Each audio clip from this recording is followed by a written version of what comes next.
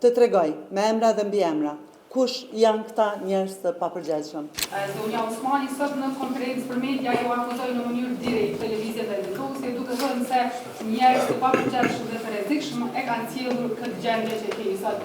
Madje zonja Osmani tha se nuk dia të plotësohet dëshira duke pasur fjalën në televizion vetë Vendosje për shtyrjen e zgjedhjeve. Zonja Osmani, e cila aktualisht vazhdon të jetë presidente e Republikës së Kosovës, ka obligim institucional, kushtetues, personal, të tregoj me emra dhe mbi emra kush janë këta njerëz të papërgjegjshëm. Dhe mbi gjitha, nëse janë njerëz të rrezikshëm, jo vetëm se duhet ta bëj të qartë për qytetarët, por edhe është mirë të tregoj, nëse ka qenë në njëri të këtyre planeve, çfarë ka ndërmarrë ajo si presidente që t'i pengoj këto plane të rrezikshme.